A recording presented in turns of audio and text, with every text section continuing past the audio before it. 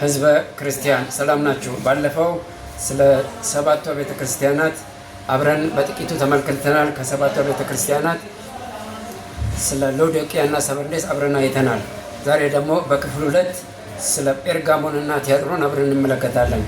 እቺ ጴርጋሞን የምትባለው የምታመቻመች ነች። የስህተት አስተማሪዎችን በማዕከሏ ይዛ አትድረሱብኝ እኔም አልደርስባችሁም ተከባብረን እንኑር ነው። ቲያጥሮን ደግሞ ሙሰኛ ነች። በእንግሊዝኛ ኮራፕሽን ይላታል። እሷ ደግሞ ነቢይ ሳትሆን ነቢይ ነኝ የምትል ለጣዖት የታረደውን ሌሎቹ እንዲበሉ የምታደርግ ሌሎቹን እንዲሴስኑ ወይም በዝሙት እንዲመላለሱ የምታደርግ የምትመክር ናት። ስለዚህ እነዚህ መጥፎ ነገር እንመለከታለን። እንደዚህ ከሆነ የእኛ ቤተ ክርስቲያን ለማስተካከል ያመቸናል፣ ካልሆነ ደግሞ ወደዛ እንዳንገባም ይጠቅመናል። እስቲ አነብላችኋለሁ። በጴርጋሞን ላለው ቤተ ክርስቲያን መልአክ እንዲህ ብለህ ጻፍ። በሁለት በኩል የተሳለ ስለታም ሰይፍ ያለው እንዲህ ይላል፣ የሰይጣን ዙፋን ባለበት እንደምትኖር አውቃለሁ። ሆኖም ስሜን አጥብቀህ ይዘሃል። ሰይጣን በሚኖርበት በእናንተ ከተማ የተገደሉ ታማኙ ምስክሬ አንጢጳስ በነበረበት ዘመን እንኳን በእኔ ያለህን እምነት አልካድህም። ይሁን እንጂ የምነቅፍብህ ጥቂት ነገር አለኝ። የእስራኤል ልጆች ለጣዖት የተሰዋ ምግብ እንዲበሉና እንዲሴስኑ በፊታቸው መሰናከያ ያስቀምጥ ዘንድ ባላቅን ያስተማረውን የበለዓምን ትምህርት የሚከተሉ አንዳንድ ሰዎች በመካከልህ አሉ። የኒቆላውያንን ትምህርት የሚከተሉ ሰዎች በአንተ ዘንድ አሉ። ስለዚህ ንስሐ ግባ፣ አለበለዚያ ቶሎ እመጣብሃለሁ፣ በአፌም ሰይፍ እዋጋችኋለሁ። መንፈስ ለቤተ ክርስቲያናት የሚናገረውን ጆሮ ያለው ይስማ። ድል ለሚነሳው ከተሰወረው መና እሰጠዋለሁ፣ ደግሞም ከሚቀበለው በስተቀር ማንም የማያውቀውን አዲስ ስም የተጻፈበትን ነጭ ድንጋይ እሰጠዋለሁ እያለ ይቀጥላል። ጥሩ ነገር እንዳለ ሆኖ ዛሬ ግን ምንድነው የበለዓምን ትምህርት የሚያስተምሩ የኒቆላውያን ትምህርት በመካከል ይዘሃል፣ ዝም ብላቸዋል ነው የምነቅፍብህ ነገር እሱ አለኝ። ስለዚህ ተጠንቅቀህ ቶሎ ንስሐ ግባ፣ ካለበለዚያ ያመጣብሃለሁ ነው የሚለው። እኔና እናንተስ የኔና የእናንተ ቤተክርስቲያንስ እንዲህ ስህተት ትምህርት የሚያስተምሩ ሌላም አሉ። ዝም ካልን አሁንም ማስጠንቀቂያው በዛን ጊዜ እንደነበረ ለእኛም አሁን እየተነገረ ነውና እንድናስተካከል ነው። ወደ ሚቀጥለው ቤተክርስቲያን ደግሞ እንሄድ። በቲያጥሮን ላለው ቤተክርስቲያን መልአክ እንዲህ ብለህ ጻፍ። እንደ እሳት ነበልባል የሆኑ ዓይኖችና በእሳት ቀልጦ የነጠረ ናስ የሚመስሉ እግሮች ያሉት የእግዚአብሔር ልጅ እንዲህ ይላል፣ ስራህና ፍቅርህን፣ እምነትህንም፣ አገልግሎትን፣ ትዕግስትህንም አውቃለሁ። ደግሞም ከመጀመሪያው ስራ ይልቅ የአሁኑን እንደሚበልጥ አውቃለሁ። ይሁን እንጂ የምነቅፍብህ ነገር አለኝ። ነቢይ ነኝ የምትለዋን ሴት ኤልዛቤልን ችላ ብለሃታል።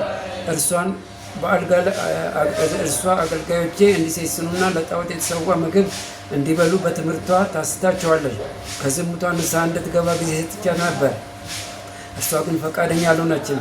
ስለዚህ በመከራ አልጋ ላይ እጥላታለሁ። ከእርሷም ጋር የሚያመነዝሩትን ከመንገዷ ንስሐ ካልገቡ ብርቱ ስቃይ አመጣባቸዋለሁ፣ ልጆቿንም በሞት እቀጣቸዋለሁ። ከዚያም አብያተ ክርስቲያናት ሁሉ እኔ ልብንና ሐሳብን የምመረምር መሆኔን ይረዳሉ። ለእያንዳንዳችሁም እንደ ስራችሁ እከፍላችኋለሁ። ትምህርቷን ላልተከተላችሁና የሰይጣንን ጥልቅ ምስጢር ነው የሚባለውን ስላልተቀበላችሁ በቲያጥሮን ለተቀራችሁ ለእናንተ ግን ይህን እላለሁ፣ በእናንተ ላይ ተጨማሪ ሸክም አልጭንባችሁም። ብቻ እኔ እስክመጣ ድረስ ያላችሁን አጥብቃችሁ ያዙ። ድል ለሚነሳና ስራዬንም እስከ መጨረሻው ለሚፈጽም በአሕዛብ ላይ ስልጣን እሰጠዋለሁ። እርሱም በብረት በትር ይገዛችኋል፣ እንደ ሸክላም ዕቃ ይፈጫችኋል። ይህም ልክ እኔ በአባቴ ዘንድ ስልጣን እንደተቀበልሁ ነው። እኔም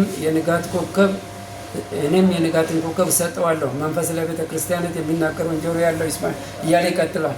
ትኩረታችን ስህተታችን ማስተካከል ላይ ነው። ጥሩ እንዳለ ይሁን። ትልቁ ነገር ስህተት ነው ከእግዚአብሔር የሚለያል። እቺ ሐሰተኛ ነቢይ ነች ኤልዛቤል። እንደገና ደግሞ ሌሎቹን ወደ ዝሙት የምትገፋፋ ለጣዖት የታረደውን እንዲበሉ የምታደርግ የእኛስ ቤተ ክርስቲያን ከእንደዚህ አይነት ነፃ ከሆነ ወደዚህ እንዳንገባ መጠንቀቅ ነው። እንደዚህ አይነት ውስጥ ካለን ደግሞ ቶሎ ብለን በንስሐ ወጥተን ራሳችንን አስተካክለን እንድንገኝ መሪዎች፣ ሽማግሌዎች ኃላፊነት አለብን። ስለዚህ ቤተ ክርስቲያናችን በዚህ በእግዚአብሔር ቃል እንፈትሽ። ትንቢተ አሞጽ ምዕራፍ 77 ላይ እንዳይላል ቱንቢ በእጄ ይዣለሁ። ምንድን ነው የምታየው? አሞጽ ይላል ቱንቢ ነው ይለዋል። ስለዚህ በሕዝቤ መካከል ቱንቢ አደርግሃለሁ። ቱንቢ ማለት ውሃ ልክ ማለት ነው። በተለይ ህንፃ የሚሰሩ ሰዎች፣ ግንበኞች ህንፃው እንዳይንጋደል መስመር ይዘው እንዳይሄድ በሱ ይጠቀማሉ። ለእነሱ እንኳን የንስሐ ጊዜ አልተባለም። ለእኛ ግን የንስሐ ጊዜ ተሰጥቶናል። ስለዚህ የጌታ እጅ መታ እኛን ቀጥታ ከመስመሩ ሳታወጣን ንስሐ ገብተን ህዝቡን ማስተካከል እንድንችል መሪዎች ኃላፊነት አለብን። ይህ መልእክት ለሌሎች መዳረስ እንዲችል ኮፒ ሊንክ ማድረጉሽን አይሱ። በሚቀጥለው እስከምንገናኝ ድረስ ለዛሬው እዚህ ላይ እናበቃለን።